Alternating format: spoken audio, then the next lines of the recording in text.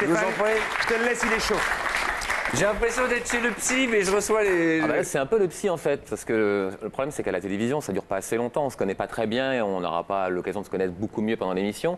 En même temps, les trucs essentiels, on a envie d'en parler, on a envie de parler des trucs qui comptent vraiment dans la vie, le sexe, l'argent et la mort, le sexe qui nous fait vivants, l'argent qui gouverne tout et la mort qui nous attend tous.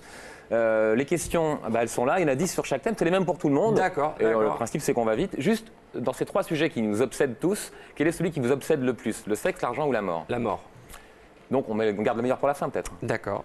Alors on va commencer par le sexe. Depuis quand vous intéressez-vous au sexe? Oh, depuis que j'en ai un. Un petit souvenir?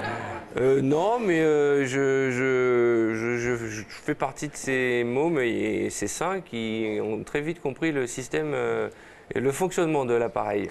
Quel animal sexuel êtes-vous? Elie Semoun, c'est le petit furet. Le petit furet des Balkans. Des Balkans et vous? Moi, je suis on va dire un guépard. Ah oui, d'accord. J'ai un gros démarrage. Ah là, j'ai un Mais le guépard démarrage. ne court pas très longtemps. Voilà. Je ne sais pas si j'aurai l'autonomie du diesel, mais je suis un guépard. Ouais, je suis toujours prêt, toujours sur. Qu'est-ce qui vous fait bander? Ma femme. Le pire râteau que vous soyez pris? Ah, et il y a quelques années, une comédienne, je lui dis c'est quoi ton portable? Et elle me répond un Nokia. Quelle est la star qui vous attire le plus? Je suis fou de Béatrice Dalle, de ces femmes, Monica Bellucci, ces femmes qu'on dit gorgeous, pulpeuses, avec des hanches, des seins, Des seins, surtout pour un peu le côté enfant, que vous pourriez vous blottir ou... Non, mais moi je suis contre les anorexies qu'on nous impose dans les magazines.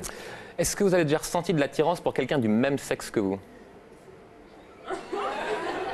Non, en tout cas pas une attirance sexuelle, mais il m'arrive des fois de trouver un mec super beau. Mais au moment où je pourrais être attiré sexuellement, comme je suis énervé, limite jaloux et de mauvaise foi, c'est lui que j'insulte. Le genre de mec qui vous branche, c'est quoi du coup? Les beaux mecs? Ouais. Oh, il y en a des beaux mecs. Hein.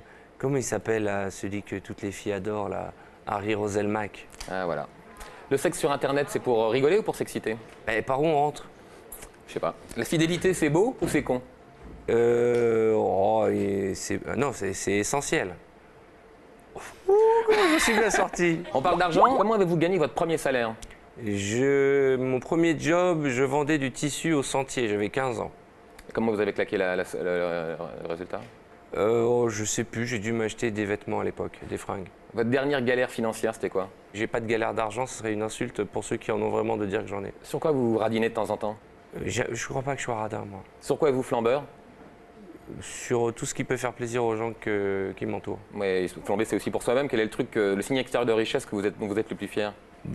Fier non, mais celui qui m'a apporté le plus d'emmerde, c'est quand j'ai acheté un bateau.